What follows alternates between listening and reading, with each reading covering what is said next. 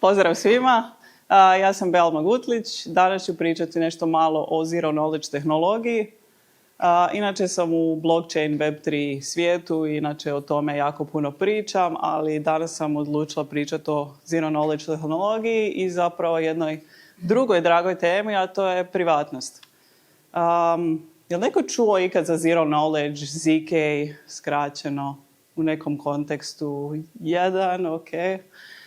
Dosta se koristi u blockchain tehnologiji, ali zapravo nije vezano za blockchain, to je potpuno odvojena jedna tehnologija, odnosno dio kriptografije koji je danas jako primjenjiv. Odnosno zadnjih par godina je doživjela puno veći razvoj nego prije iz neke teorije, tako da danas možemo već koristiti neke Zero Knowledge aplikacije i dotaknut ću se toga. Zapravo, možda da nije AI hype, a možda bi bio ZK hype, jer stvarno je onak mind-blowing, barem meni što se tiče novina koje donosi. Možda AI plus ZK, možda će to biti idući hype, vidjet ćemo. Trenutno sam u nekim solo vodama, Alice in Blockchains je ono što kažem noćni posao, odnosno nešto što radim u slobodno vrijeme, iz ljubavi, neke više motivacije, jer to je volonterska i neprofitna udruga. Da, a kad pričamo sad na temu privatnosti, ili ima netko da nikad nije morao ostaviti svoju osobnu, da se prijavi u apartman, da prođe neki na mjenjačnici KYC ili što već? Pretpostavljam da ne. Ali pretpostavljam isto tako koliko puta ste ostavili svoju osobnu, barem 50, 100. Jako puno i meni to recimo užasno smeta. Jer užasno puno toga možete danas iskoristiti samo s nečim osobno. Možete otvoriti firmu na Kajmanskom otočju, do toga da možete uvoziti stvari ilegalne, legalne, nebitno. Jako puno se krađa događa baš sa osobnim podacima i zato je to velik problem, a uzimamo to zdravo za gotovo. I to je taj problem jer moramo dokazati identitet, a zapravo navikli smo da dokažemo identitet tako što damo svoju osobnu iskaznicu i time dokazujemo identitet. U slučaju Zero Knowledge-a to se rješava drugačije. Dakle, vi sa Zero Knowledge tehnologijom možete potvrditi svoj identitet bez da ga niste otkrili. Zvuči kao magija, ali stvarno tako radi. Recimo, kad bi koristili Zero Knowledge aplikaciju, vi bi mogli dokazati da imate više od 18 godina bez da ste pokazali svoju osobnu. Da ste, pristupate sad online bankarstvu i recimo da ne morate otići u banku ili pristupate nekoj online mjenjačnici. Morate dokazati svoj identitet, da ste iz Hrvatske, mogli bi preko Zero Knowledge sve online potvrditi vam te podatke, a bez da ste im poslali osobnu iskaznicu. Ne radi se samo o osobnim podacima, ali to je definitivno najveća prednost i zato koristim kao primjer. Ali dakle, rekla bih da je to revolucionarna tehnologija jer dokazujete tvrdnju, a bez da pokazujete te podatke. Malo me zbunjeno gledate, ali to radi. Sad ćemo ući malo kako to radi, ali to stvarno radi. Dakle, ako ste vi sad, ako neko napravi aplikaciju koja koristi Zero Knowledge, vi možete tome vjerovati. To nije možda istina, nije istina. To je stvarno tako i matematika je dokazala da nije tako. Dakle, ne mogu proći krive tvrdnje. Dakle, kako to radi sa jako puno napredne matematike u kojoj nećemo ulaziti danas.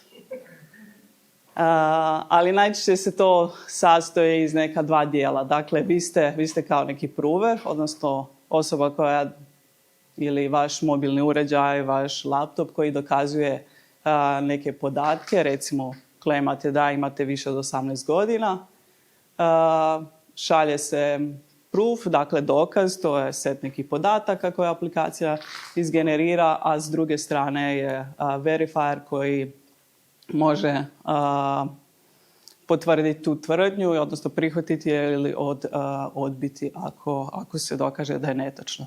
Jer vi možete probati podvaliti netočnu tvrdnju, ali ona neće proći kod verifikacije.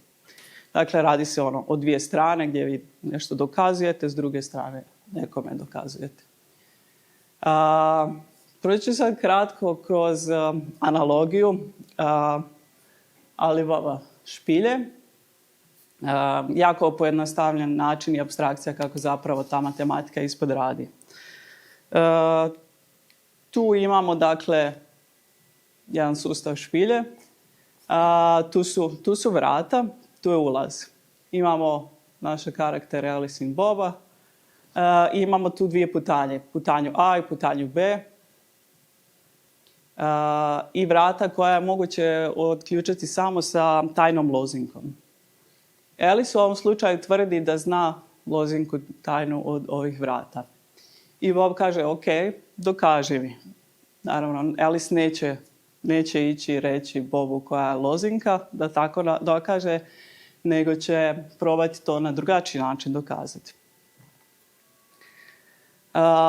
Način na koji će to Alice dokazati je tako da prođe kroz tajna vrata, odnosno magična vrata, sa lozinkom koju zna, bez da to Bob vidi, jel? I čeka s druge strane. Zatim Bob nasumično određuje prođi na stranu A ili prođi na stranu B. Ako joj kaže prođi na stranu A, ona mora proći stranom A i time dokazati da je zapravo prošla kroz vrata i prošla kroz stranu A.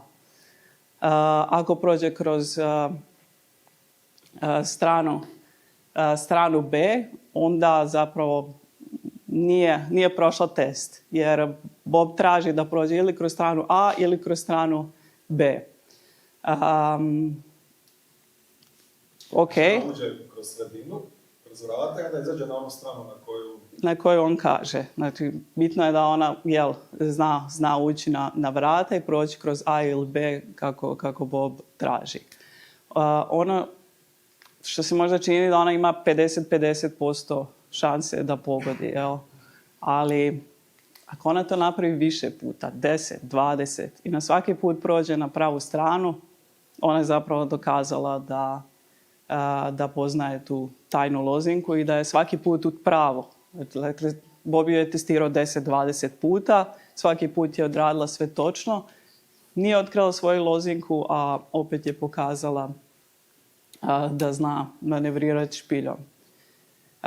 Na sličan način radi zero knowledge, dakle ne otkrivate podatke, ali sa jako puno izračuna manjih faktora podataka koje dokazujete, zapravo dokazujete cijelu istinitost.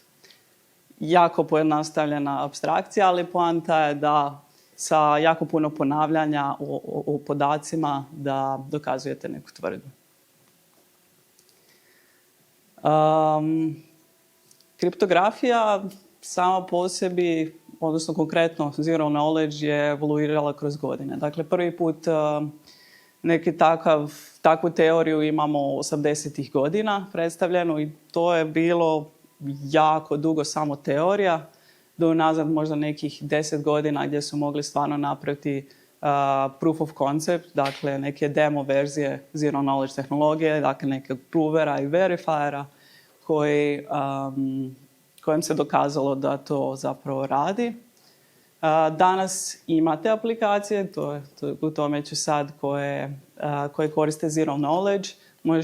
Možete zapravo koristiti ili velike data centre koje imaju za vas vrtete računice ili možete čak doma, koji što to rade, Bitcoin mineri, Ethereum mineri, blockchain mineri, što god, možete to čak doma raditi. Tako da, to nisam rekla, zapravo zero knowledge jesu velike matematičke računice i baš zato su kompleksne i zato zahtijevaju puno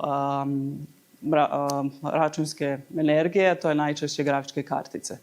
Tako da danas za neku ZK aplikaciju ipak treba x broj grafičkih kartica da bi one radile. Ne za sve, neke su stvari moguće na mobilnim uređajima, ali to je još uvijek ograničenje koje tehnologija ima.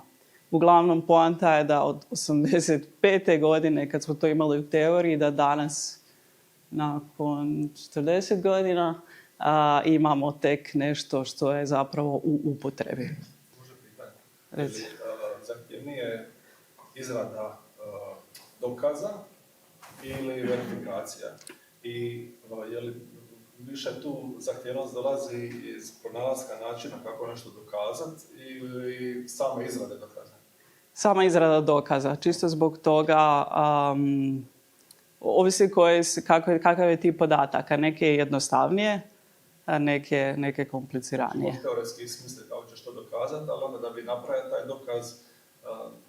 Da, generiranje dokaza traje dugo, verifikacija je kratka upravo zbog toga što inače ne bi stvari imale smisla da traje dugo verifikacija. I doćemo do jednog use case-a koji je baš zato bitan. Ranije ove godine je Google Wallet zapravo izbacio feature koji koristi upravo zero knowledge za dokaz identiteta. Dakle, one stvari koje sam ja rekla. Možete dokazati da imate više od 18 godina nekom servisu ili da ste iz Hrvatske. Google Wallet je krenuo sa tom implementacijom. Mislim da piše trenutno UK i baš zbog kompleksnosti podataka mislim da su ograničili samo na vozačke dozvole. Ali stvar kod njih radi. Dakle, ako ste u UK-u imate Google Wallet, možete ga skenirati u Google Walletu, dakle na vašem mobilnom telefonu se generira taj dokaz i vi kad se spajate na neki servis, ne znam, Facebook, trebate tamo dokazati svoje godine. Facebook, ako koristi Google Wallet, može na taj način. Dakle, podaci ne odlaze iz vašeg mobilnog telefona, a dokazujete nešto. Da, oni su napravili neku svoju implementaciju. Mislim da je to za vas manje interesantno. Koga zanima, možeš posjetiti link. Još jedan od većih projekata, to je WorldCoin, jedan blockchain projekt koji koristi čak i zjenicu i biometrijske podatke za dokaz identiteta čovjeka. Dakle, s WorldCoinom možete dokazati da ste vi stvarno taj čovjek na zemlji, bla, bla, bla. I spremaju, jako puno osobnih podataka, dakle, taj orb data, to je zjenica, face auth, bla, bla, bla, ali sve je lokalno na uređaju.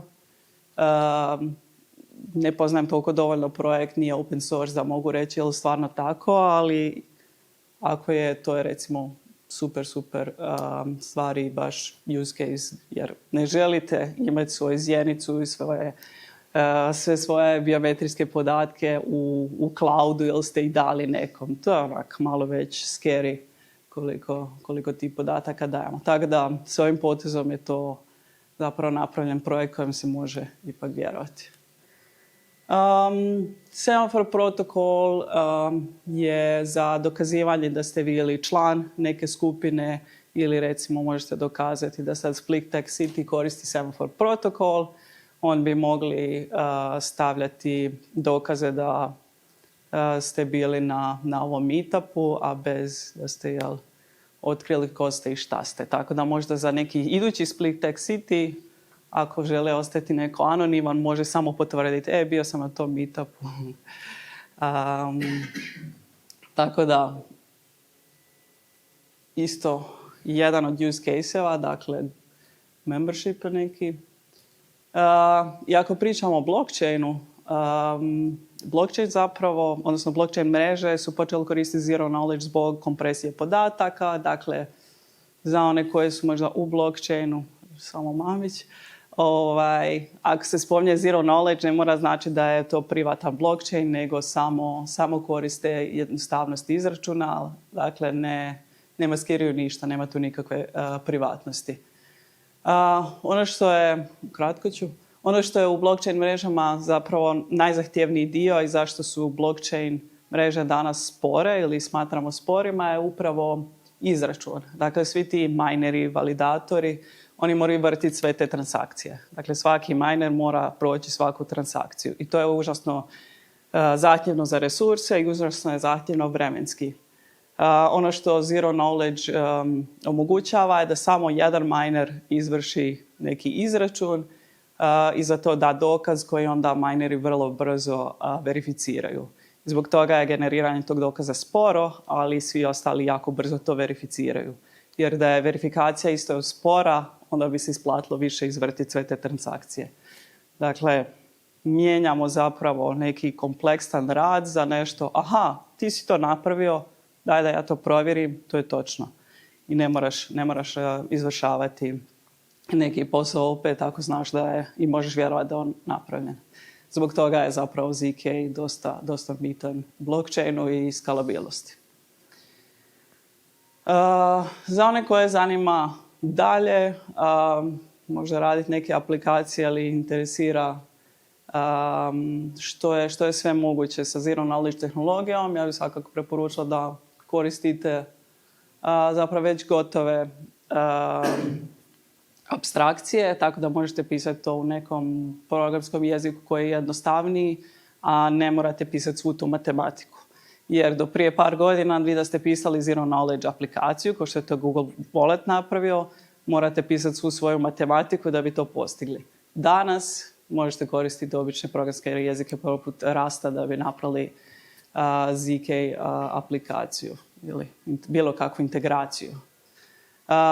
Ne treba vam ni hardware, spomenula sam da to može biti skupo i zahtjevno, ali isto tako postoje rješenja gdje možete offloadati izračune ako su podaci kompleksniji.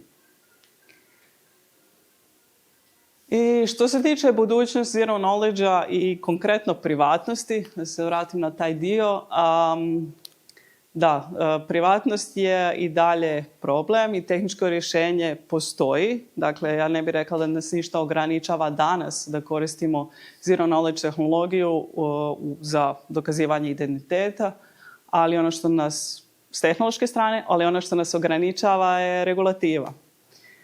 Dakle, navikli smo jednostavno na to skupljanje podataka. Nekad se to skupljalo pa se stavljalo u ladice. Danas svi to stavljaju u cloud. Iskreno, meni je draže kad je bilo u ladicama nego u cloudu, jer jednostavno postoji jako puno hekova, dakle jako puno proboja podataka, krađe podataka koje se događaju u svim organizacijama. Dakle, nema što se ne može hakirati, a mi smo u svakom cloud servisu ostavili svoje podatke. Konkretno, dakle, vi, ne znam, evo ja ću pričati za svoju branšu, vi ako ostavite, odnosno idete kupiti u Bitcoin store, Electrocoin ili neku mjenjačnicu kriptovalute, banke isto tako, oni imaju obavezu ostaviti vašu osobnu 6, 7 ili 8 godina, sad sam konkretnu brojku zaboravila, recimo 7 godina ostavljaju vašu osobnu spremljenu. To je ono što im diktira regulativa. Bez obzira što ste vi samo došli taj jedan put, vi ste stranka kojom oni imaju odnos i to moraju spremati 7 godina. Dakle, 7 godina je moja osobna XY mjesta, vaša isto tako. Kažem, u kojoj god banci, u kojoj god servis, pogotovo ako ima veze s financijama, se ostavili svoju osobnu. Tako da jako puno servera vjerojatno i drži vaše osobne. Meni je to iskreno strašno, a ne vidim da će se to promijeniti u nekom skorijem vremenu, a s druge strane, kažem, tehnologija postoji i nadam se da ćemo biti pametniji i to iskoristiti u budućnosti i time zaštititi privatnost i sva ta hakiranja i svu tu operativu koju imamo kako bi držali osobne iskaznice i sve to. Tako da, to je neka budućnost kojom se ja nadam. Hvala svima na slušanju, hvala što ste preživjeli. Možda imam vremena za pitanja? Ok, imamo.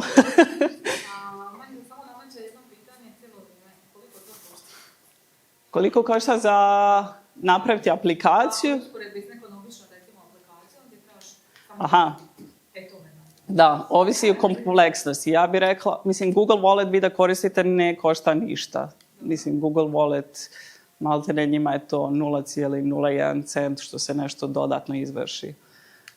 Tako da, ne košta ništa više nego što koštaju današnje obične aplikacije, ako u tom smislu govorimo. Da. I mislim da, bez obzira što je zero knowledge neka aplikacija, nikada se neće nametnuti neki velik trošak. Ja sam rekla da košta skupo zbog grafičkih kartica, ali to je većina projekata koji su još možda B2B i takve. Ali i dalje su to, za blockchain mreže i dalje su to red veličine cenata u američkim dolarima. Tako da, dobro pitanje, ali za korisnike mislim da se ništa ne bi mijenjalo. Sa strane developmenta? Strane developmenta, naravno da postoji taj određeni learning curve, ali kao što sam spomenula, danas postoje startupi koji su napravili dovoljno apstrakcije da to izgleda kao normalni development. Tako da, kao što su ljudi krenuli raditi blockchain aplikacije prije 10 godina, sad mogu i ove. Tooling još u developmente. On u stvari praktički wallet, ja ubacim svoje podatke, znači Da. on ima moju osobnu, Da. ali onda ne moram dalje širiti. Da, s obzirom da... Znači, moram na jedno mjesto ja staviti svoje podatke. Ali podaci ne izlaze sa mobitela. Aha, znači Da. drži ga na mobitelu. Drži ga na mobitelu sam. Da mi neko ukrade mobitel, on može dobiti do mojih podataka. Je. Ali velika razlika od toga što danas što god stavite na mobitel je na serveru. Dakle, sve se uploada na Google server. U ovom slučaju to podaci ostaju na mobitelu. Ista stvar je u slučaju WorldCoina. I otvorili su svoj kod, tako da ko zna stvarno može to provjeriti. Evo. Evo sam da u slučaju Certila kao računalna knowledge aplikacija. Kao ona služi basically da se prijaviš online na nešto, nisi dao svoje podatke, ali oni znaju da su to ti, da ti imaš uport te građane. Certilija drži tvoje podatke, ali da, samo Certilija drži. Da, ti kad se spajaš onda na Zagrebačku banku, mislim da dijele samo potpise između ili neke osnovne stvari. Ne uploada cijelu osobno i to. Onda Certilija koristi ZK ili ne? Ne. Mislim, jer oni i dalje spremaju te podatke. Tako da neka hakira KD i Certiliju i dalje se uprave. Da. U teoriji, mislim, Boga pita koliko su oni otvorili svoje servere. Tako da, ko to programira. Tako da. Ja bih predala dalje mikrofon Jeleni. Rekla si na kraju da ne vidiš da će se u narednih par godina tu promijeniti. A zašto s obzirom da je cijela Europska unija ide više put toga da se zaštiti privatnost, identitet, put ove digitalne Dobro pitanje, to sam i ja tak naivno mislila, pa sam išla provjeriti sve najave regulative, ispitala okolo, ništa se ne događa po pitanju toga. Mislim, i dalje ovo što se skupljaju osnovni podaci i to GDPR, to override GDPR. Dakle, ja ne mogu doći Electrocoinu reći ili Bitcoin Store-u, obriši moju osobnu. Jer ja kao po GDPR-u imam pravo na to. Ne funkcionira. Oni dalje moraju to zadržati tih 7 godina. Tako da... Ti oni usklađena znači. Ha, da. Da. Hvala na pitanjima, možemo to i poslije.